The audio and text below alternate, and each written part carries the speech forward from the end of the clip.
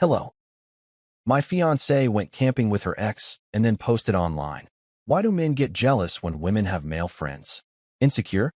I didn't say a word, just changed the locks, packed her stuff, and told her parents the wedding was canceled while she kept calling. My name is Jason, I am 33, and I work as a bartender at a busy place in downtown Houston. My schedule is the opposite of most people. I start work when everyone else is finishing their day, and most nights I get home well after midnight. It is loud, fast-paced work, but the money is decent and I have been doing it long enough that the routine feels normal. My fiancée is Jessica, 31. We had been together a little over 3 years and engaged for about 8 months. We were living together in a small house we were renting on the west side of Houston. Most of the wedding planning was already done, deposits paid, date locked in. From the outside, it probably looked like we were already settled.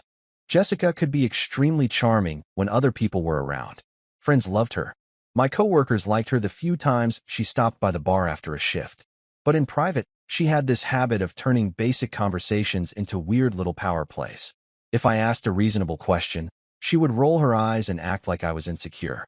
If something bothered me, she would frame it like I was trying to control her instead of just talking like adults.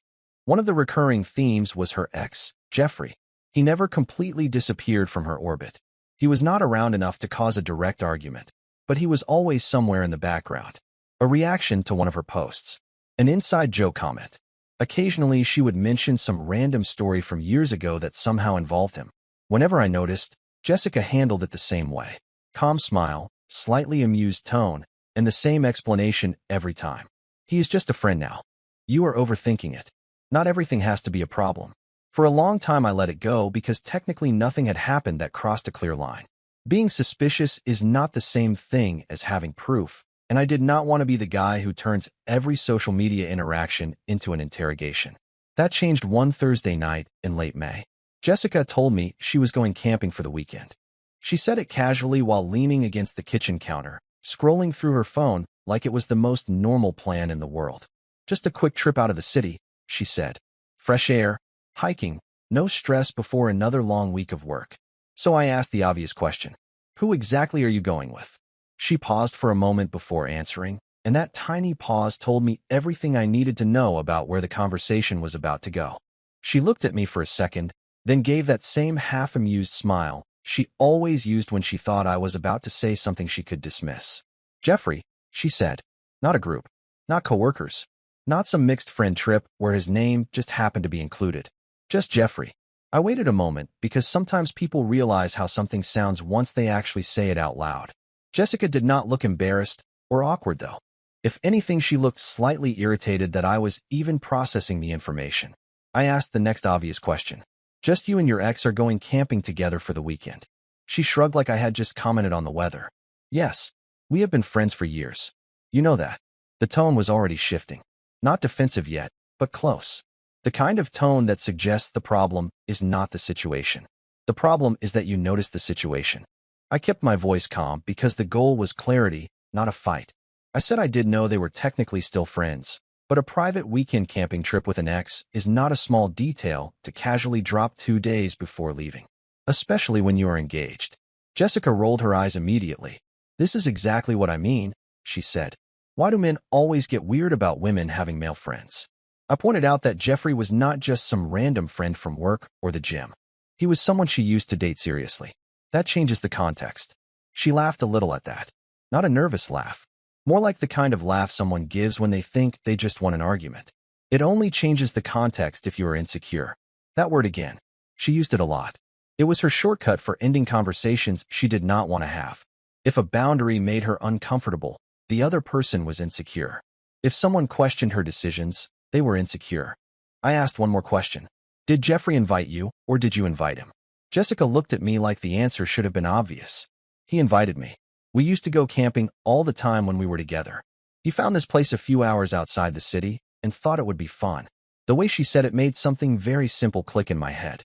She did not think this was inappropriate. She thought the only inappropriate part was that I might have a problem with it. At that point, the conversation could have gone in a few directions. She could have paused and reconsidered how it sounded. She could have offered to bring someone else along. She could have acknowledged that maybe a private camping trip with an ex while engaged might be worth discussing. None of that happened. Instead, Jessica leaned back against the counter, crossed her arms, and started explaining the situation to me like I was the one struggling to understand something basic. Jeffrey and I ended on good terms, she said. We realized we were better as friends. Adults can stay friends with their exes. It is not that complicated. I told her that being polite with an ex is normal. Running into them occasionally is normal. Even grabbing coffee once in a while would not have raised alarms. A private weekend trip in the woods together is a different category. She sighed in this exaggerated way like she had heard the same boring complaint 1,000 times before. It is camping, Jason, not a honeymoon. I did not raise my voice. I did not accuse her of cheating.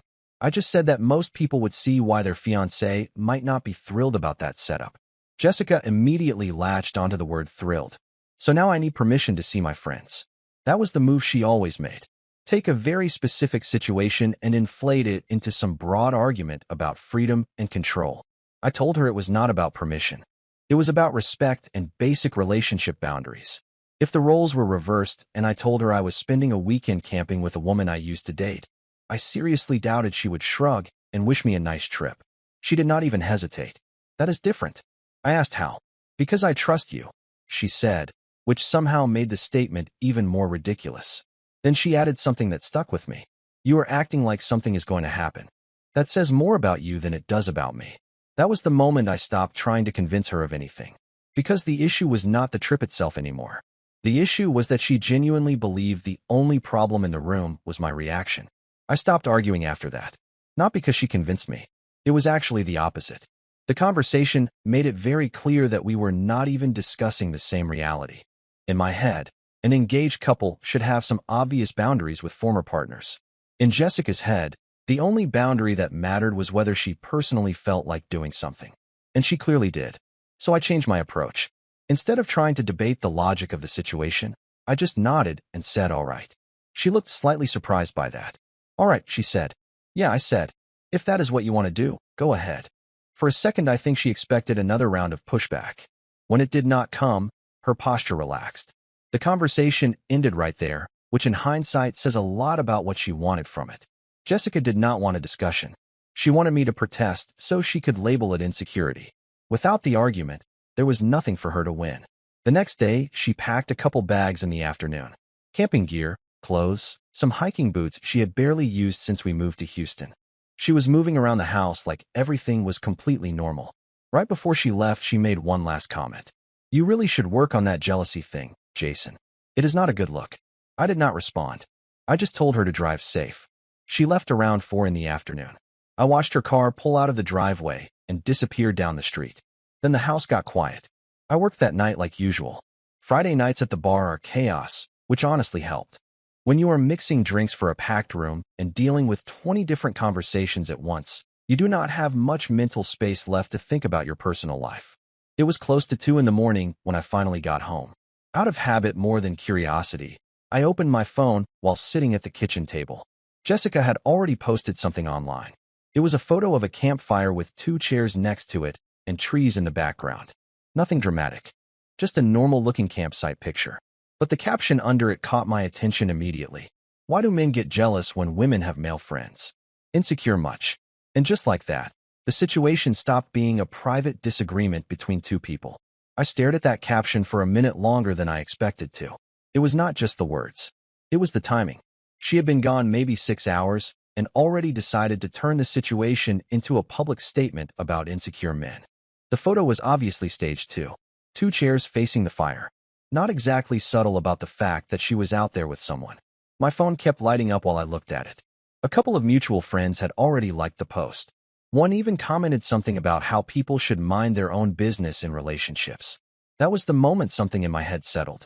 Up until then, there had still been a small part of me wondering if I was overreacting. That post removed any doubt. It was not just that she went camping with her ex. She also decided to frame the entire thing publicly like I was some jealous stereotype. I did not leave a comment. I did not text her. I did not call. Instead, I opened my laptop and started handling things one by one. First thing Saturday morning, I called the landlord. The lease was in my name because I had rented the place before Jessica moved in. I explained that my fiancé had moved out and I wanted to change the locks. The landlord did not ask many questions. By noon, a locksmith was at the house, and the locks were replaced. After that, I started packing. Jessica had a lot of things scattered through the house. Clothes in the closet, makeup in the bathroom, random decorations she had bought for the wedding. I took my time and packed everything neatly into boxes and a couple of large storage bins. Then I moved the boxes into the spare room and stacked them along the wall. The next call was to the wedding venue. Most of the deposits were already paid, so I knew some of that money was gone. Still, canceling early was better than letting things drag closer to the date. The coordinator sounded surprised when I told her the wedding was off, but she handled it professionally and confirmed everything would be canceled. After that, I called the caterer and the photographer. By late afternoon, the entire wedding was officially gone. Jessica was still out in the woods somewhere with Jeffrey. Her phone started calling me around that time. I let it ring.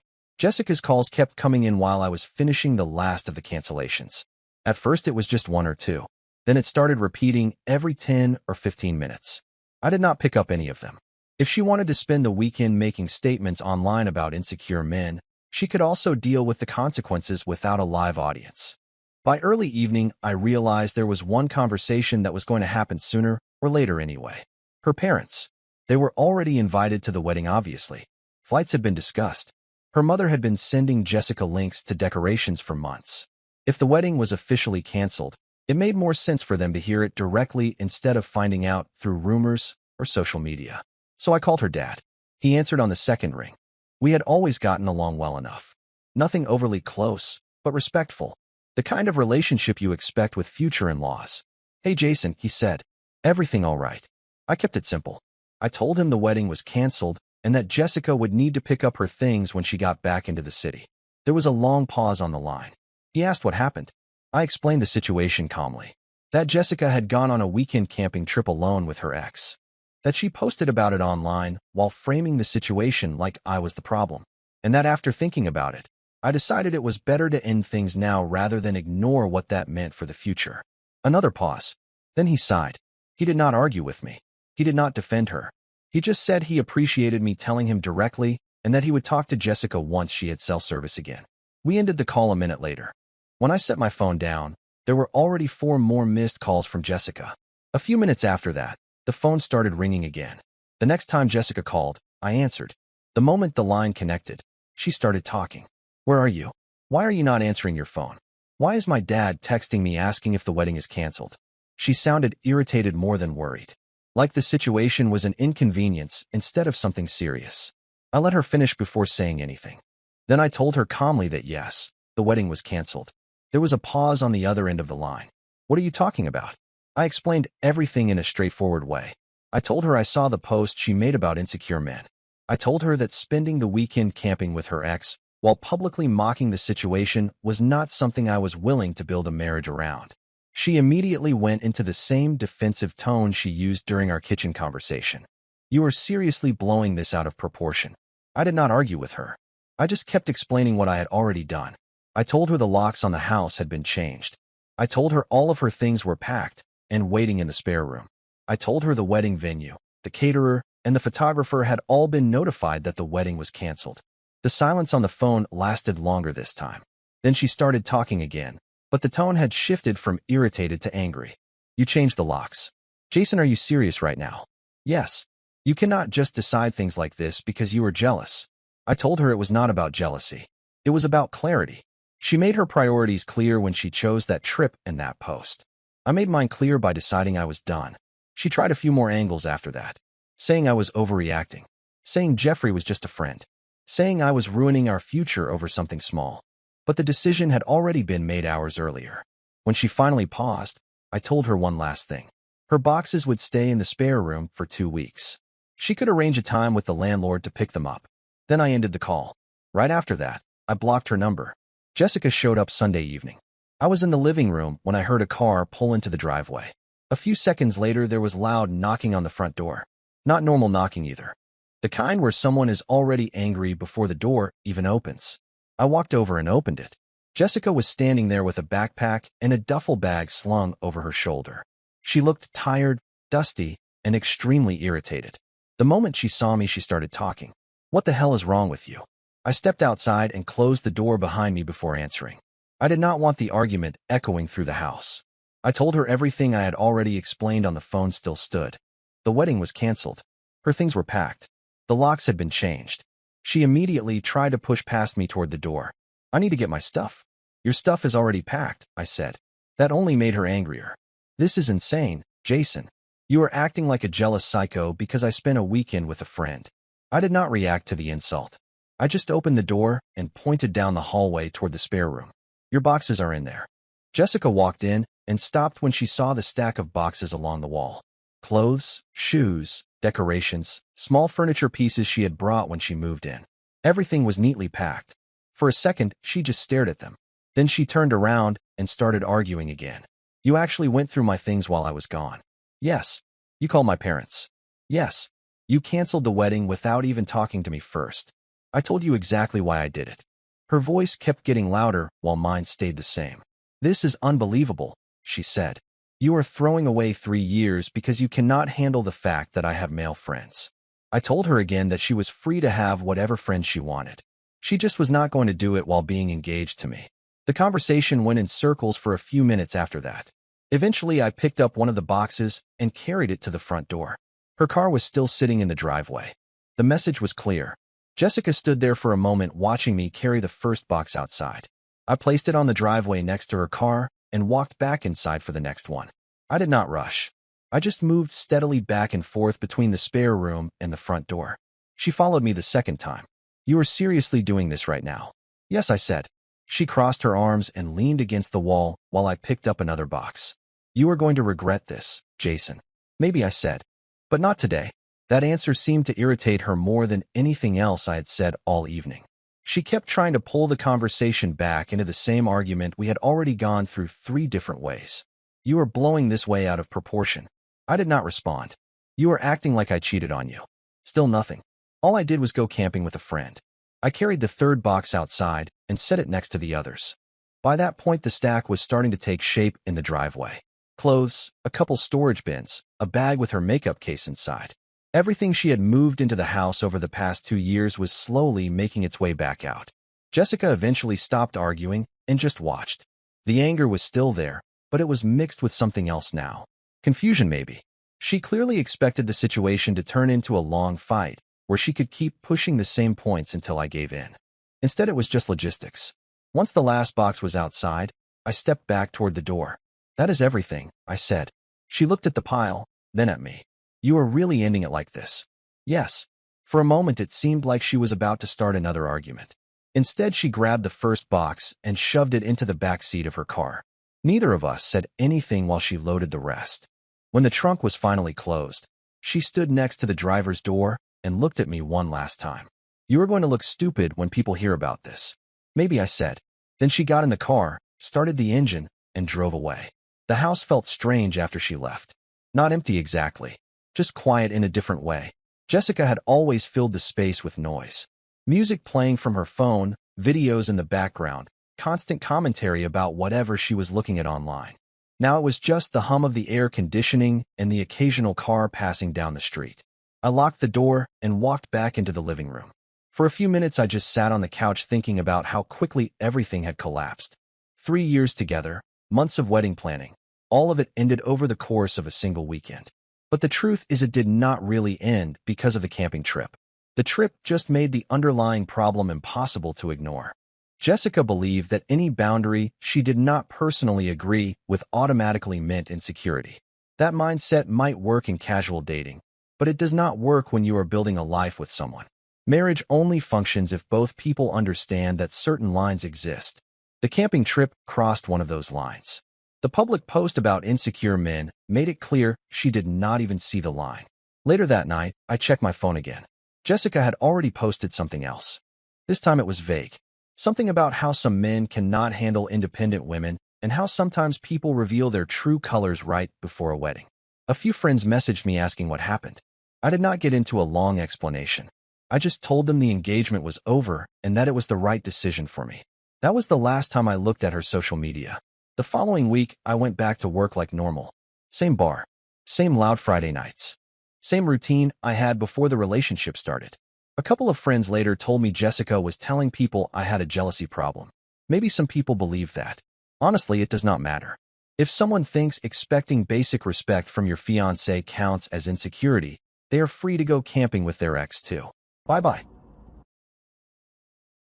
Joe Rogan Podcast, check it out. The Joe Rogan Experience. Train by day, Joe Rogan Podcast by night, all day. Great to see you again. Great to see you, Joe. Happy to be here. Happy to have you here. So you've got a documentary about the essentially about the same subject that you talked about last time you were here, the impact of microplastics and all these various endocrine disrupting chemicals that we're dealing with. Right. Right? Right. So tell me about it. Well, it started as a movie on plastic. And when I met Louis, and he filmed me in New York about 5 years ago also, it wasn't the small study that we have today. But let me backtrack because I want to tell you something that I never told you, but was so important to me. So you remember when I was here, you said, are you saying that toxins in the environment are threatening the survival of the human race? Right. And I said, that's my story, and I'm sticking to it. Yes. Yes? And then you said something which changed my life. You said, why don't people know about this? Remember that? Yes. I went home and I thought a lot about that question.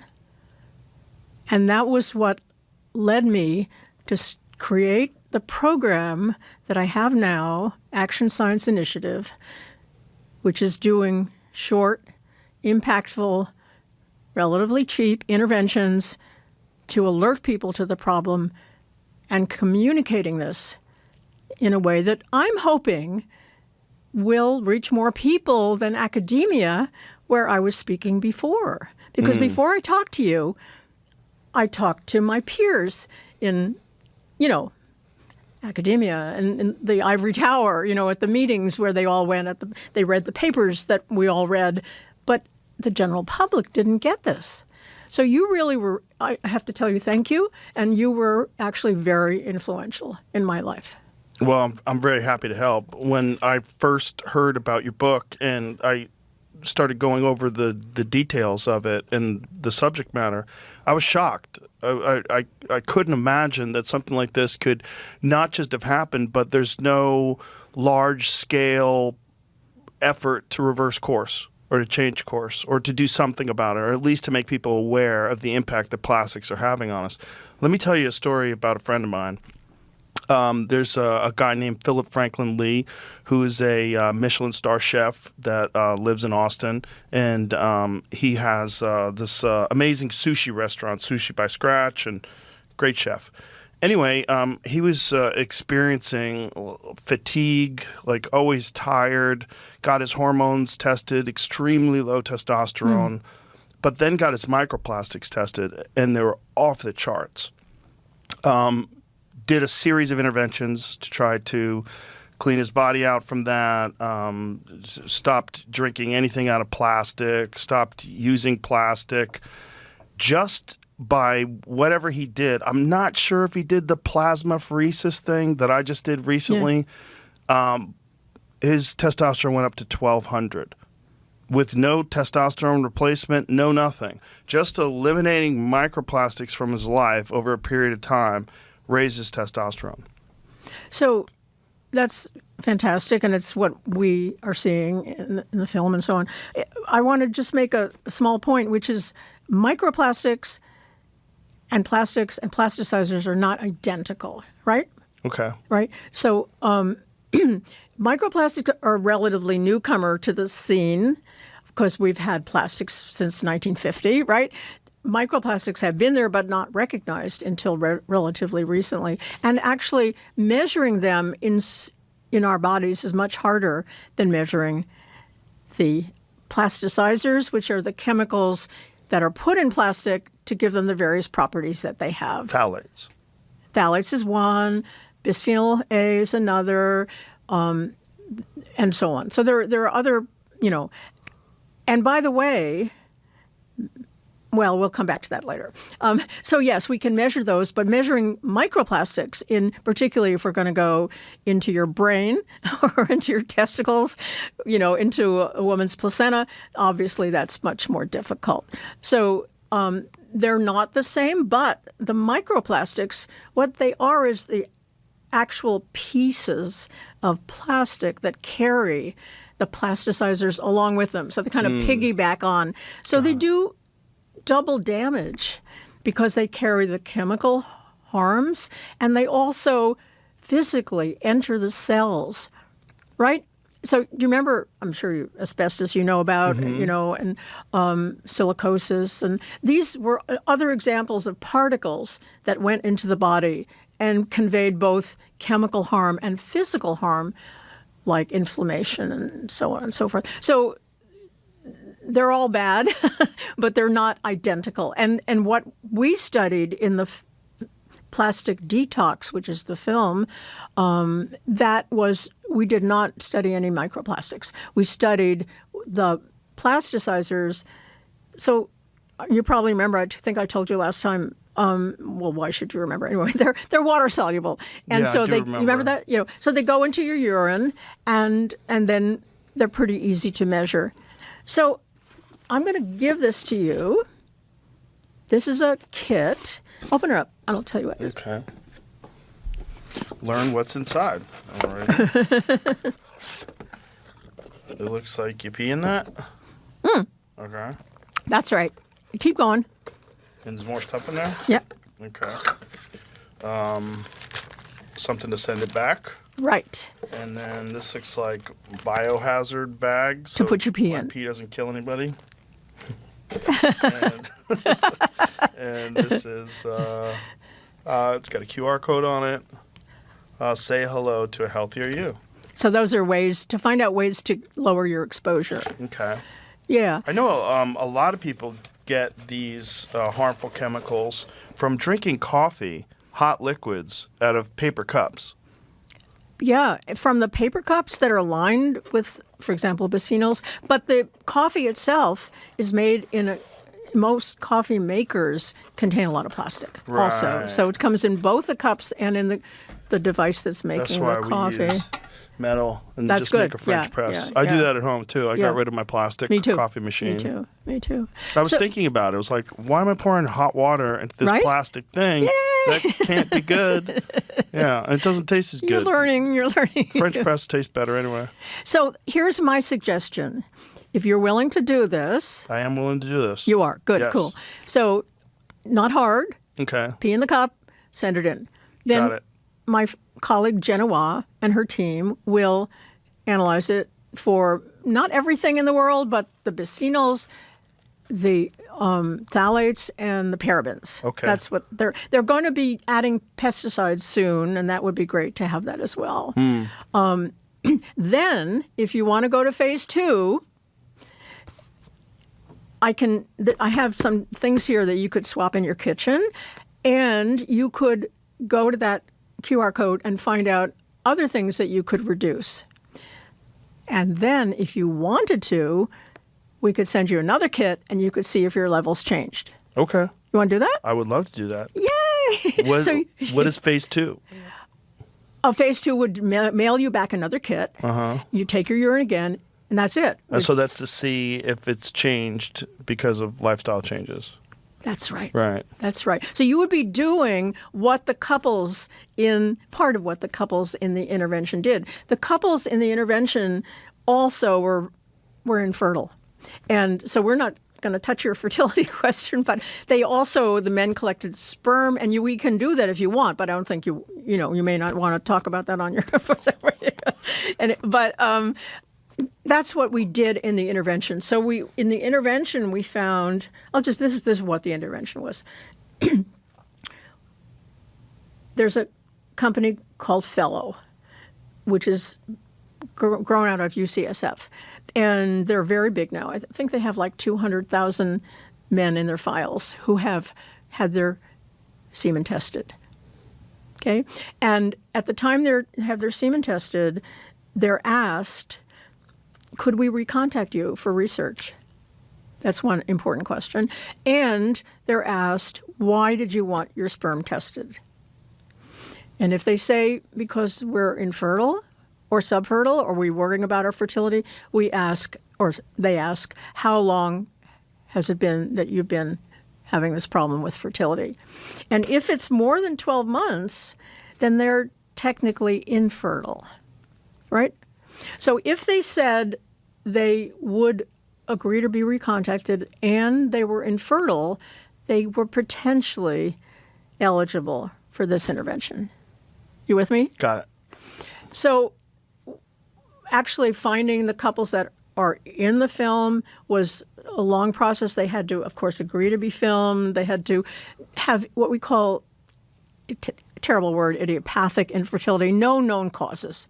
So they couldn't be obese, they couldn't be smokers, they couldn't have a diagnosis, a medical diagnosis that explains. We don't want it to be unexplained. Got it. Okay? So sort of we winnowed down to what was 6 couples. One of them dropped out for personal reasons, so I won't go into that. But that's how we got those couples. They had to be couples, by the way, and they had to be staying together for the next 3 months and not doing IVF. Okay? Okay. So that was the setup. And then the company called Million Marker that you're going to send your P to, they have an education program. And that's a lot of what they do, the testing and the education. And so all of those couples, they talked to them and said, tell me about what you put on your face this morning. Tell me what you washed your clothes with. Tell me what you clean your counters with, and on and on and on like that, right? So they took an inventory of what the couples were doing. And then they started this educational program, which they're very good at and have been doing for a while. Once a week, they talk to them. So how's it going? Have you changed this? What are you using now? And so on. So it was not just a one-time thing. And if you were doing this, it would be short, just like use these things maybe. But along with that, we sent them the fellow kits to collect their semen. Okay? So we have beginning, middle, and end. It was 3 months, so beginning, 6 weeks, 12 weeks. And you know why 3 months? Why? It takes 70 days to make a sperm. So we wanted to have a turnover within the course of the intervention. Yeah. So we sent them a kit, and they collected their semen at home, which is nice for guys because you don't have to go into the lab and do it there, and it's much better at home, right? Yeah. And they sent it in, and they figured out how to get all the parameters right, even though it's mailed. And so the couples did that. So we had over time levels in their body of the chemicals, semen quality, what they were doing, what they changed in their life, because we have this record of everything they changed. And then finally, we saw who got pregnant. And I hope your listeners will watch The Plastic Detox. It's a movie that a lot of people love and found, really moving. And you should watch it. Can I ask you about the coffee question? When you go to a place like, let's just say Starbucks, not to single them out, but are they using plastic with their coffee machines? Are their coffee machines made with plastic? I don't know about any particular place except my kitchen. I was just, the question I was, suspect that they are using plastic. Right. Yeah. So if people stop at a place like that on a regular basis on their way to work in the morning to get coffee, and they bring their own they bring their own stainless steel thermos or mug, that would eliminate some of it, but perhaps... One source, yeah. Yeah, but perhaps they're getting it actually from the coffee machine itself. Because I see when they slide those... When you see these big industrial machines and they slide those filters in, those filters are plastic. Yeah. Yeah. Well, they probably have bisphenol in them. Yeah. Right. It's a plastic tray. It seems like I don't know. Yeah. But then there's a paper filter in the plastic tray, and so you're getting it no matter what. And if they use those pods, at home, Bruno, one of our guys in the film, wonderful guy. He was kind of addicted to his coffee machine, his Right, pods. the pods. And we said, Bruno, we want you to stop using those pods. No, I don't want to stop using them. But he did. He did. And they've had 2 babies. Yeah. Now, I'm not saying that's the reason, but, it's a contribution probably. Well, there is certainly an issue. Like I said Yeah. with my friend Philip, that it made a radical difference in his sperm count and Yeah. his testosterone levels. And so this is probably the case with so many Americans in this country that are dealing with infertility issues. A big part of it is probably these plasticizers. Is that how you refer to them? Yeah. Plasticizers, all these various chemicals that are endocrine disruptors that are ubiquitous in the modern world. Yes, unfortunately. It's crazy. And by the way, not the women. Let me say something. We didn't talk about the women last time very much, right? Well, a little bit we did. Little, Yeah, yeah. We I think we did. So the women need testosterone too, for sexual arousal and libido and so on, and muscle and we in our our study for future families, I think, or maybe, yeah, we got the urine, we saw what they, how much phthalates were in their urine, and then we asked them some questions about their sexual experience. So how satisfied were they with their sexual life, and frequency. And the women who had higher levels of phthalates had less satisfaction